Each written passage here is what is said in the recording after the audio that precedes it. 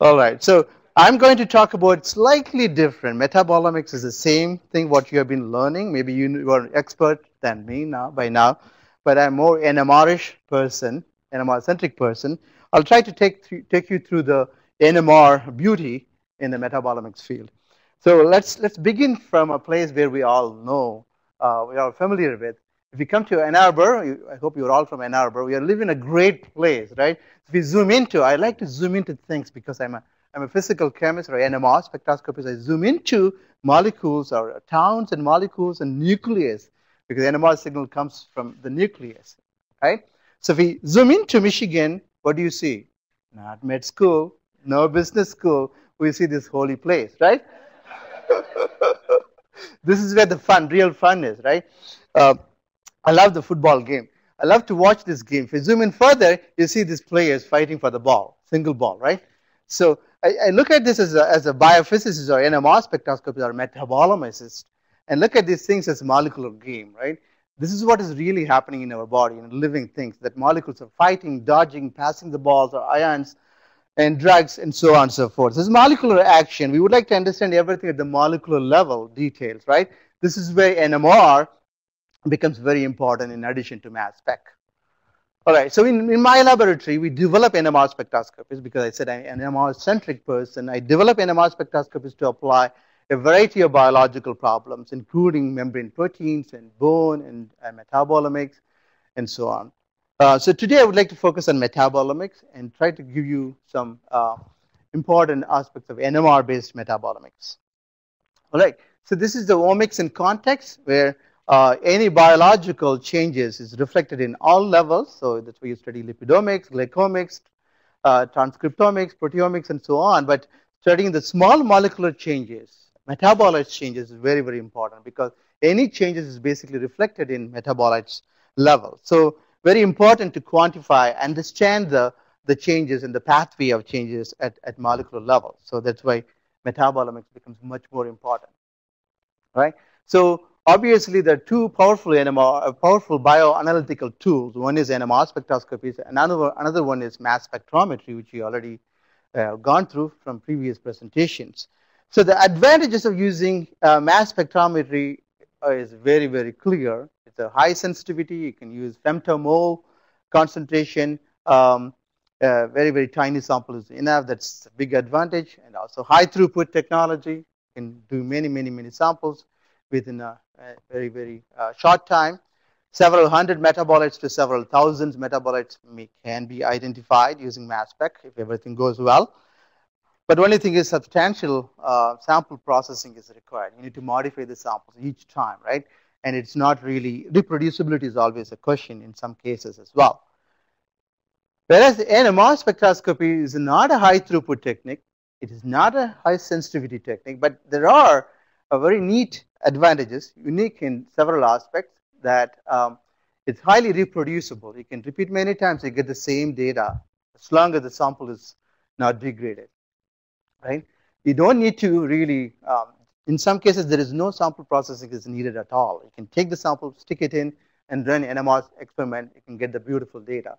In some cases, you need to do minimal processing, much more simpler than compared to mass spec case. It's very non-destructive. You can take even a tissue or even a bone sample or cartilage. You can imagine whatever complicated biospecimen. You can stick it in the NMR spectrometer. You can collect the data, right? We can also get the quantitative information. We can quantify how much glycothione, for example, or different amino acids, how much is the amount present in different samples can be quantified. And we can also do non-targeted analysis. And we can also follow the metabolism even in vivo case using cells and so on. So those are the unique advantages of NMR spectroscopy. That's why NMR is still a powerful tool, though you have a very, very powerful high throughput analytical tool, mass spectrometry. Right? So NMR is not a very new technique. It has been very around for quite some time and full of beautiful, rich in history. And there have been like 7 Nobel Prizes in various fields in physics and chemistry and also in medicine for Mansfield and Lauterbach. And Richard Ernst and Wittrich for biomolecular NMR spectroscopy, where you can solve the protein structures, and Rabi for discovering NMR phenomena in gas phase, and Felix Bloch and Purcell for discovering the NMR phenomena in condensed matter, like liquids. So it's a very, very rich in history, and then the wealth of information available that can be dug out from atomic level resolution.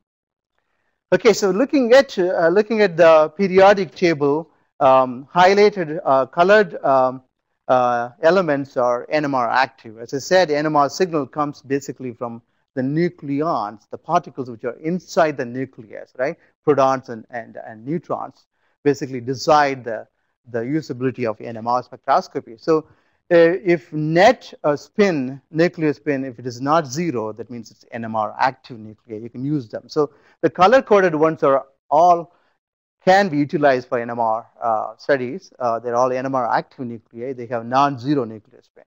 But we use pretty much protons. We call hydrogen atom as protons in NMR language. We use carbon-13. 13 is the mass number or isotope number.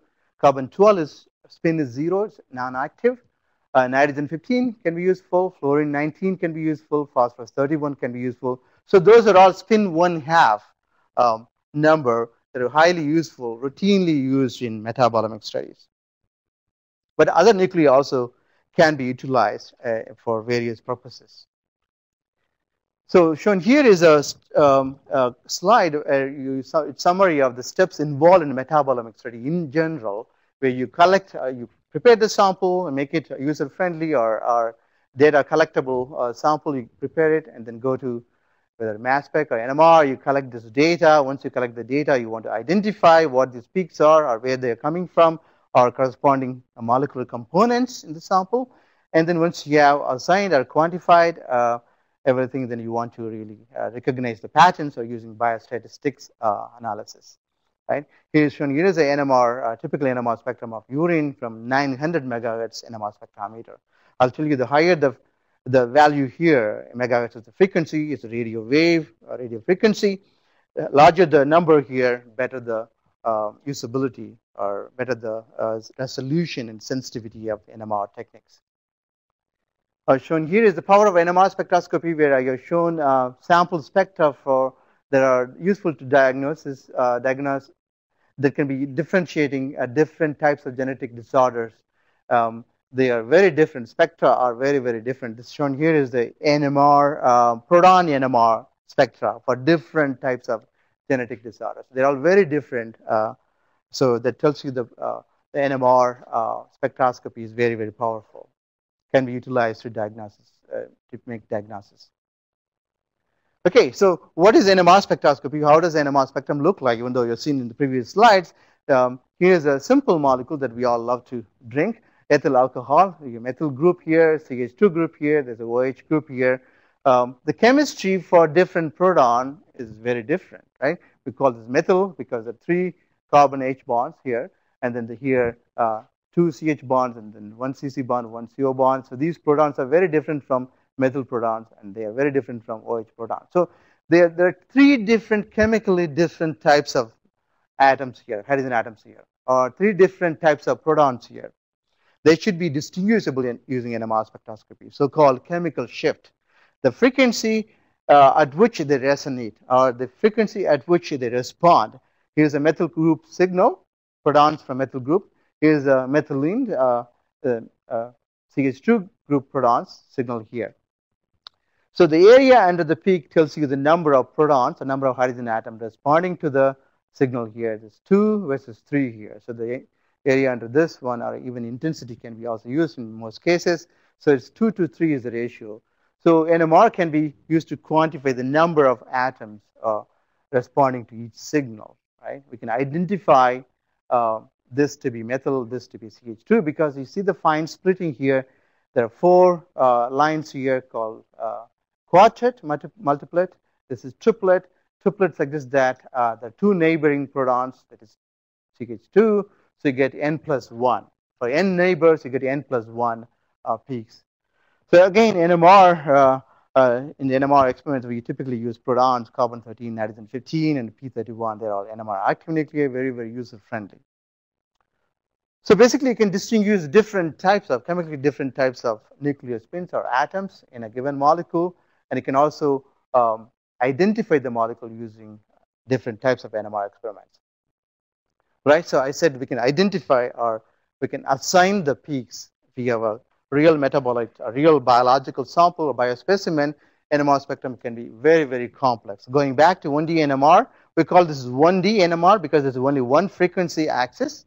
The y-axis is intensity, x-axis is frequency. So one frequency is one-dimensional NMR spectroscopy, but we need to do multiple dimensional NMR spectroscopy because if you have a real sample, there are lots and lots of peaks crowded, and you will not be able to assign the peaks to different chemical groups.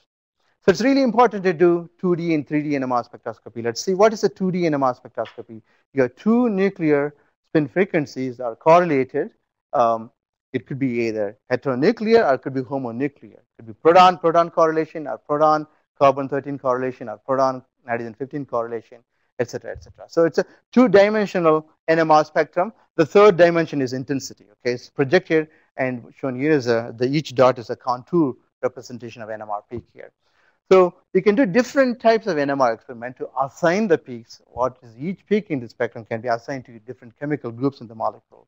For example, you can do COSI, correlation spectroscopy, that tells you there are diagonal peaks and there are cross peak or off diagonal peaks.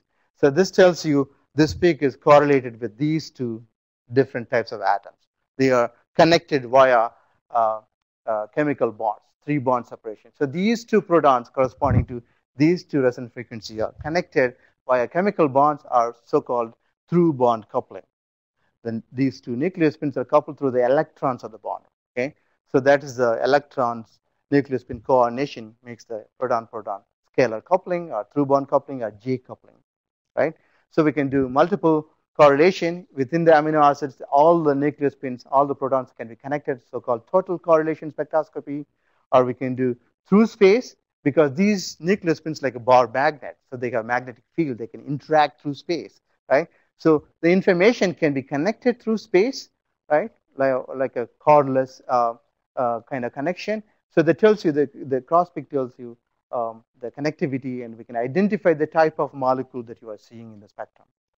So we can also do heteronuclear carbon-13 proton correlation, so-called heteronuclear single quantum correlation, or we can do multiple bond correlation, heteronuclear multiple bond correlation, or we can do many different NMR pulse sequences can be applied to completely assign every peak in the spectrum to every different atoms in the molecule, so that we can identify whether it's alanine or glycine or different types of amino acids, different types of small molecular components can be also identified. So NMR spectroscopists love to develop a lot of techniques because NMR is powerful, and also the acronyms sometimes can be really driving you crazy, right?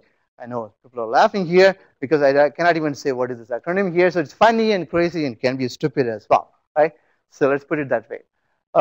Okay, but let's get back to the practical aspects. What is really involved in the metabolomics studies? It can be really simplified, right? NMR need not be that complicated. So these are very, very simple experiments that one can do, one does most of the time for metabolomics studies. Here's a one-dimensional, one-pulse NMR experiment. If you take a sample, typically you put it in a buffer.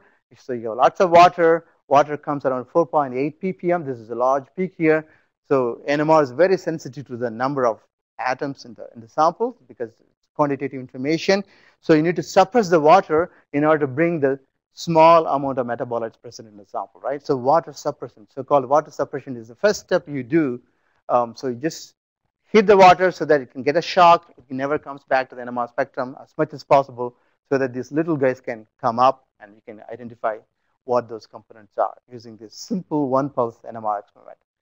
But if you take a complicated sample like serum, plasma, etc., you have macromolecules. Here, there are no macromolecules. We have macromolecules, large-size molecules like large proteins and aggregates and so on.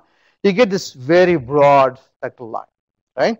Because they're immobile or move very, very slowly in the NMR time scale. What is NMR time scale? 1/megahertz, right?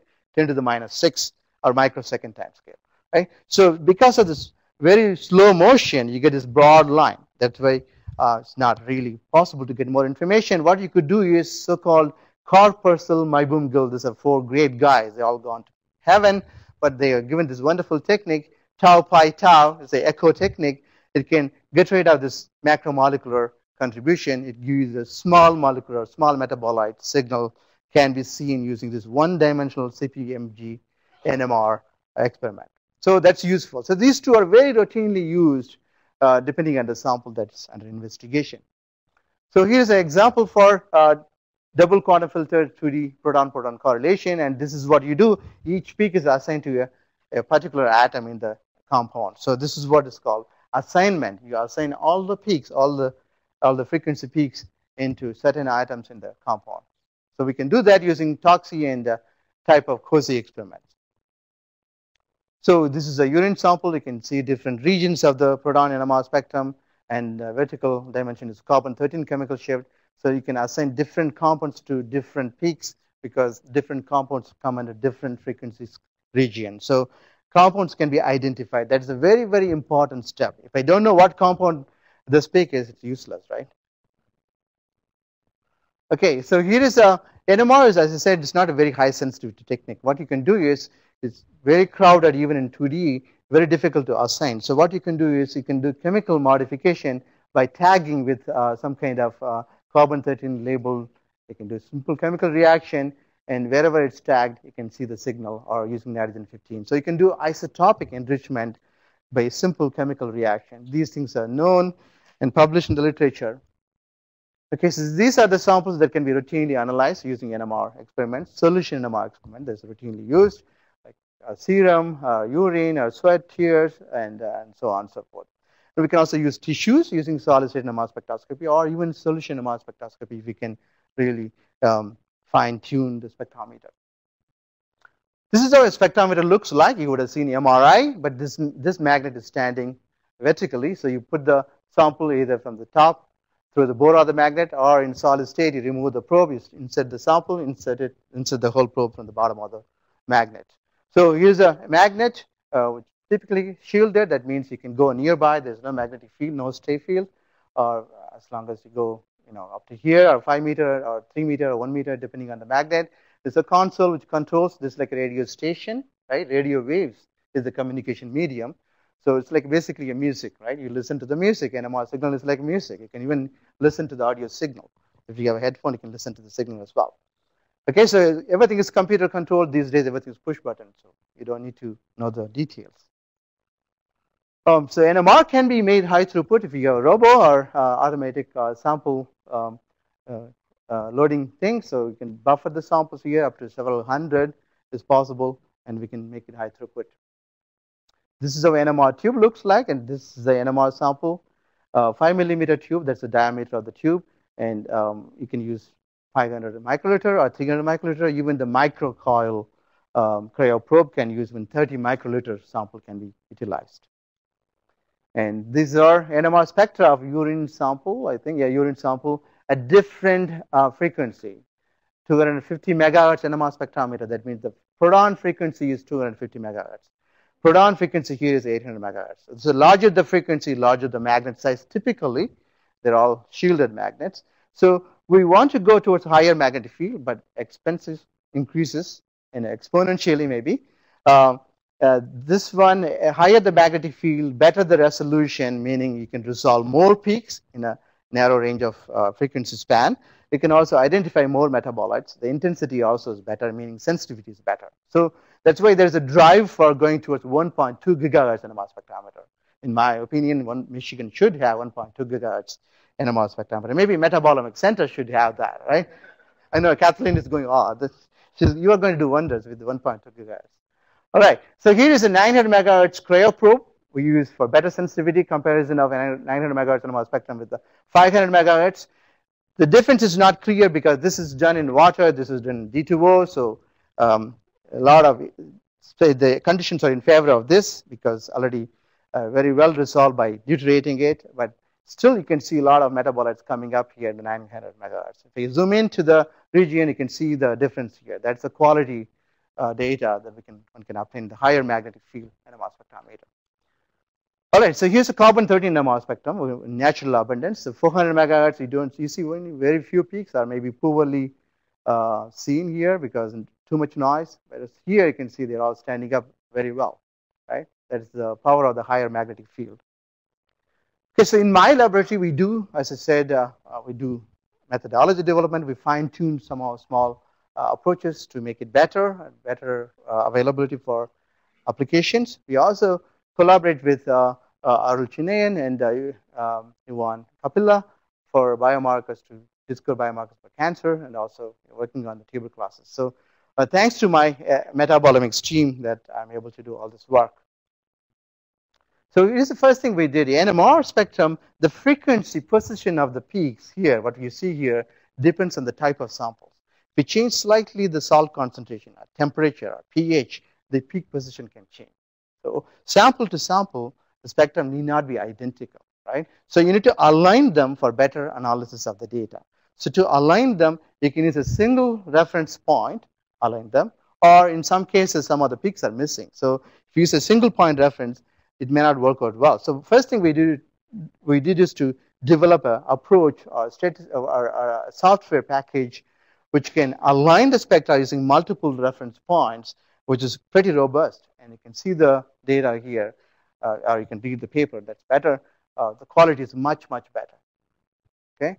Second problem is assigning peaks. Even though the 2D and 3D NMR experiments are available, how many samples you can study using 2D? 2D is several hours to several days it can be, right? Depending on the amount of sample, depending on the magnet size or magnetic field strength. So by and large, people try to use 1D NMR spectra to analyze for high throughput studies. So we wanted to develop a methodology using 1D NMR to assign the peaks in a high throughput manner. So we came up with a software approach where you have the NMR spectrum, 1D NMR spectrum. You just get the frequency position of each peaks and feed it to the computer or to the software.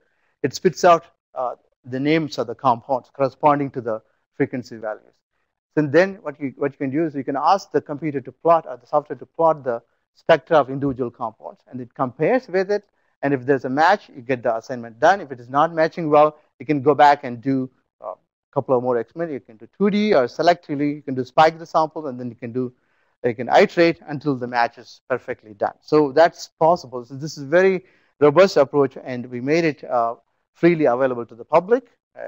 And this is available in my website. You can download, and you can also contact us if you need help. Right, so there are 3 steps involved in accomplishing the assignment of resonances from the 1D NMR spectrum. This is what the software does. It's user-friendly. It's pretty easy to use it.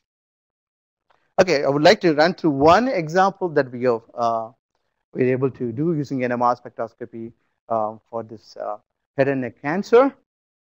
I don't need to mention about the importance of the head and neck cancer and important to identify the biomarkers and so on.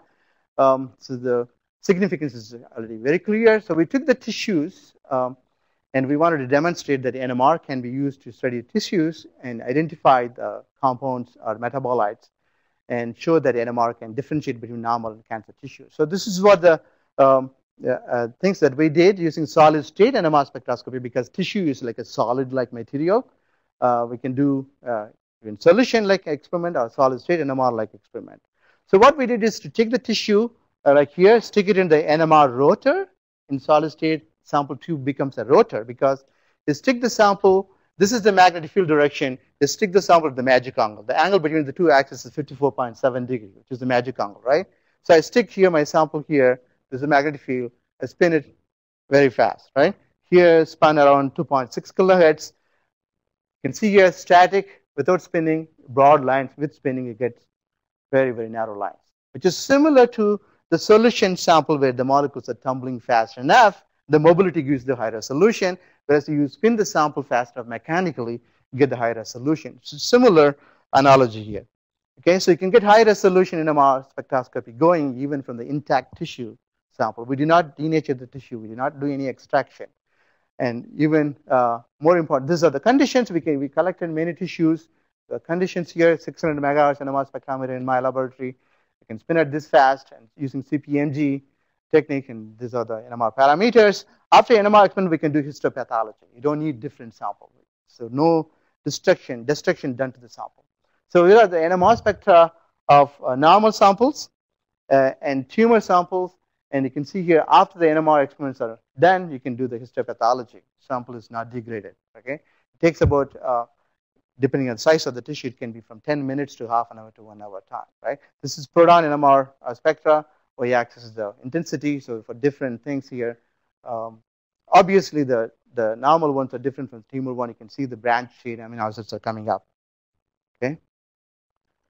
So we can do statistical analysis. We can quantify the difference between the normal and cancer tissue samples, and we can do the statistical analysis here, principal common analysis, and also you can do the Z-score, etc. So the finding here is we see the elevation of glutathione level, and then the branch chain amino acids, different types of amino acids, and also choline-containing compounds are also elevated in cancer tissues.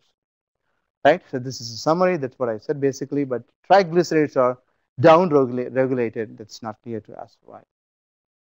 To further understand, because when we said choline-containing compound, we could not understand what types of choline-containing compounds are elevated in cancer tissues.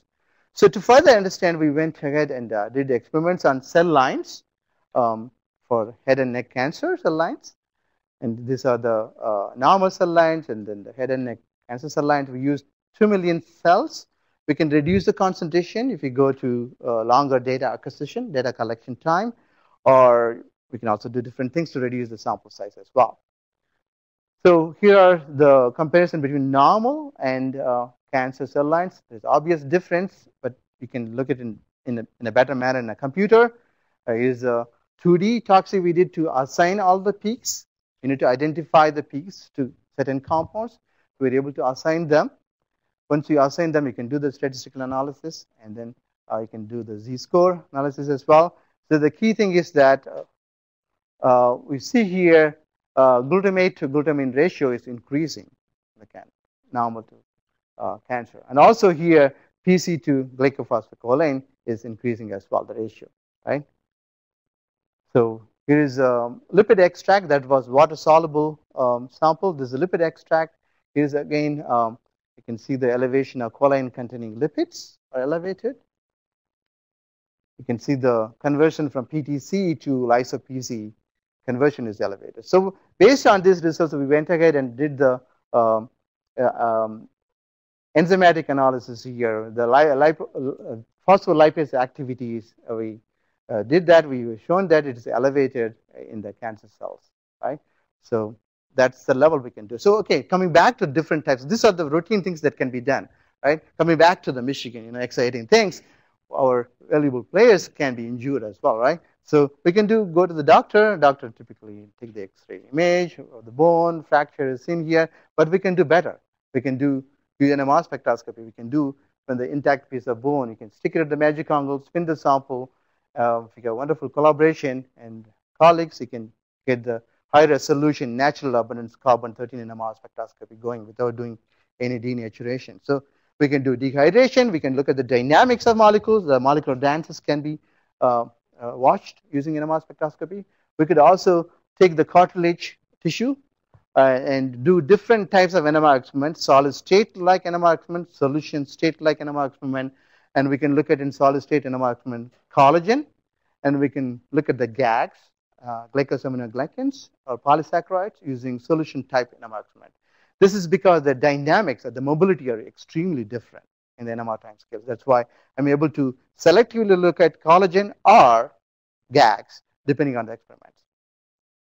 So with that, I would like to thank you very much for your attention, and I also would like to invite you to the symposium that I'm organizing during July 11th and 12th. There is one full session on metabolomics, NMR-based metabolomics. So thank you very much.